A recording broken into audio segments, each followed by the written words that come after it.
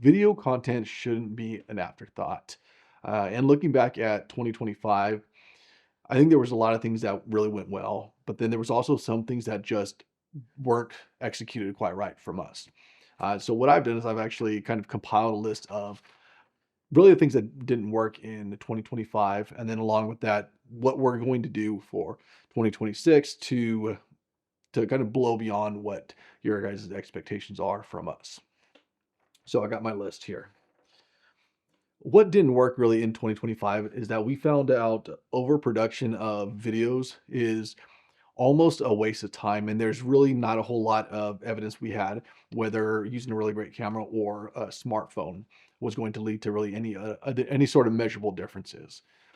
The view counts were the same, the likes, the shares, all that was the same. What was an issue, what was measurable, was the amount of time that we saw that it took to create certain types of content utilizing these the cameras such as the one that you see right here. The videos really perform the same. What we can't really measure, I guess, is in the eye of a patient or potential patient or potential customer at whether the differences in qualities leads them to have some sort of, whether there's some sort of psychological benefit, as such as them viewing your business as higher quality. So overproduction was definitely one of them. Worrying about not film worrying about filming on a smartphone, I think going forward isn't going to be an issue at all. We've seen multiple YouTube channels, for instance, that do incredibly well filming an entire channel with a smartphone, and they're in the millions and millions of views, almost a billion, and I believe they are tons of subscribers, so a lot of money, different things like that. So overproduction. Number two was an inconsistent approach. And that was a lot to do with us as far as how we're trying to really cycle through getting your videos done, getting them scheduled, and then really trying to help you guys make sure that you were on track to film the next ones. And this is one of the things that I really know we're working on, and we've been trying out some different ways to make that process a lot easier for you to film, and then for us to edit and schedule and have some sort of really having consistency for you, because consistency is rewarded not just for you with the daily practice of doing it, but also within each individual platform. So whether that's YouTube, TikTok, Instagram, Meta, they all reward consistency from you, and that's one of the big things that we want to help with. Next one was not enough variety or testing. And what I mean by that is the video variety, the format variety. What we did was we leaned very heavily into the talking heads, similar to what you see right now, because we figured that would be the easiest way to get you started in producing some of the content.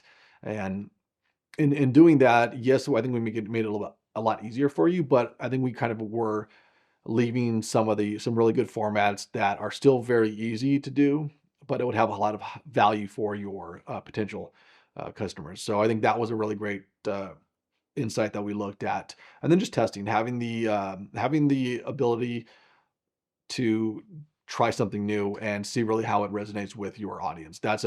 Wasn't something that we feel we didn't do enough of, and we look towards doing that in the future. The next one, and this is kind of a big one that we found, which was incorrect, I believe, an incorrect kind of setup with a lot of the social media accounts. And what I mean by that is that when you create a new account on almost any of the platform, you are unknown to the platform, right? And what they try to do is the platforms try to categorize you into some sort of niche genre, whatever it is, and they try to find people who are going to be interested in what you have in the type of content you're creating. And if you create it the wrong way, you're going to be your videos will be shown to people who aren't necessarily your audience.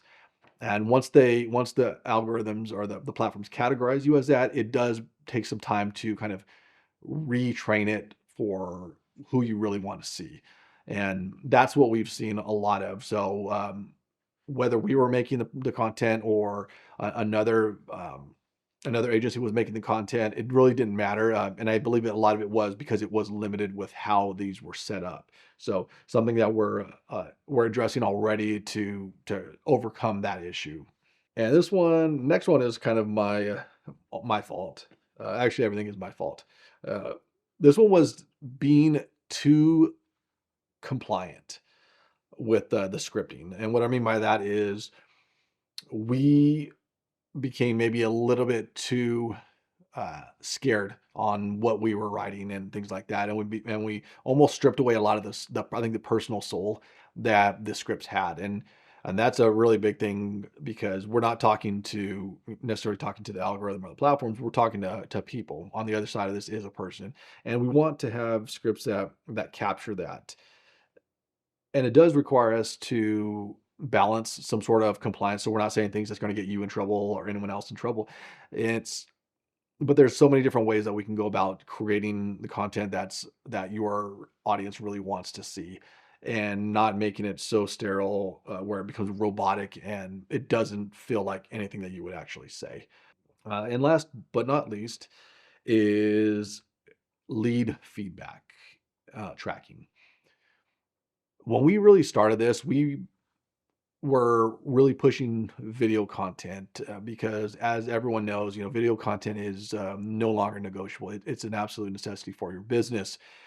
What's, I think, really important to go along with that is that you have some way to, and we have some way to track leads and how effective the videos are. Even if they're getting low views, the videos are still effective, and it's very important that we track it and you track it, so that way we know what's working, what's not, and where how effective your marketing dollars are being spent.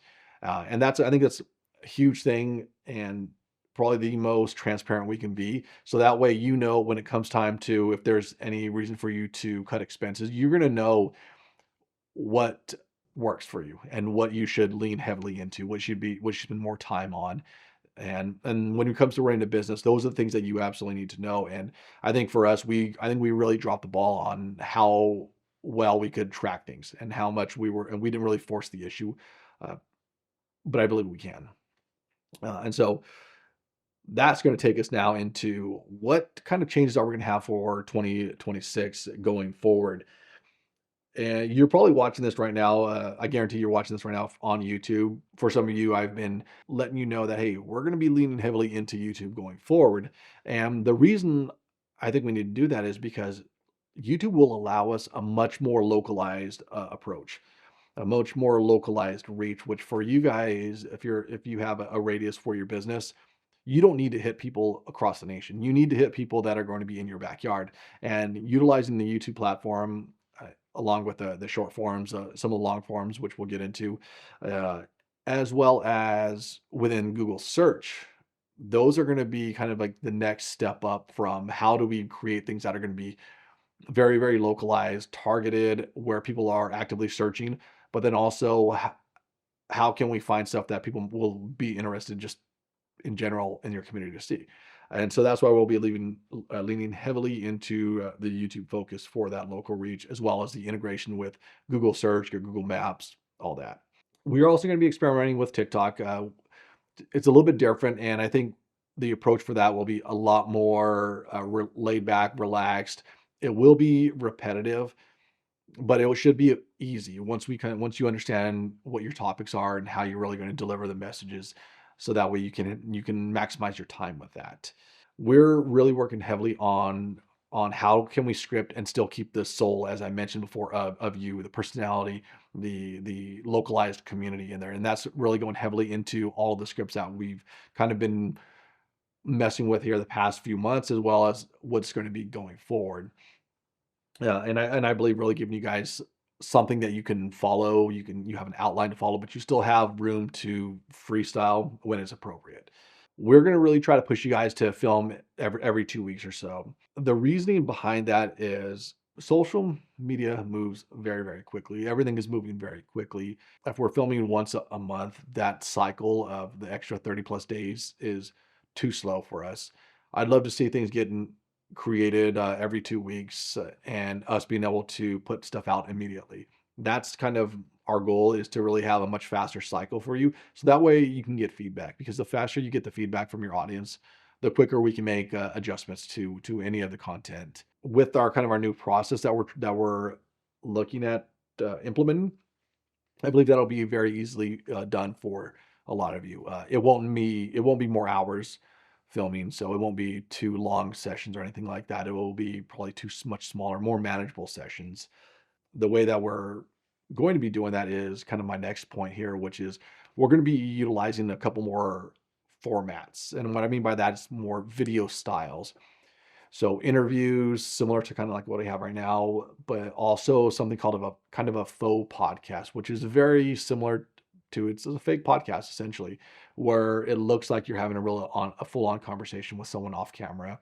It gives you guys another opportunity to, I think, be more personable and really kind of dial in the language for your community and having more of that conversational instead of a straight up monologue approach to the cameras. It will yield a different response, and we'll see very, very quickly if your audience kind of gravitates more towards that style.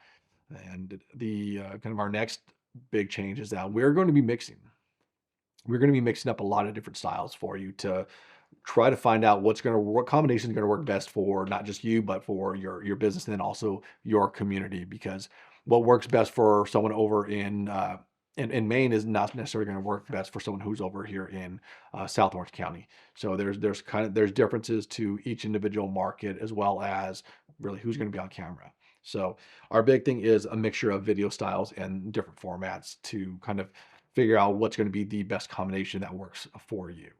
And with that comes more flexible formats. So as you know, along with the ones that I just kind of talked about, we will be utilizing some kind of faceless, more of a faceless ones, and even some that are going to be kind of stripped down to where it's just, hey, we're just having a conversation here, type of videos. I'm not a huge fan of the skits, simply because it typically takes a lot more work, and you're not necessarily going to be getting a really good payoff from it, that extra work that's involved. So, and last is how can I give you a clear picture of the ROI, the return on investment from what we're doing, what we're creating, how many leads are being generated, how many conversations are being started because of the video content that we're creating. So it is a combination of how we kind of set up the videos, the type of phone numbers we use, whether it's certain links that are tracked that we can track for it. That's going to be my biggest task is to implement that as soon as possible and find the ways that are the best that work with what you're doing, as well as if you have additional vendors that are handling maybe your paid marketing, anything like that.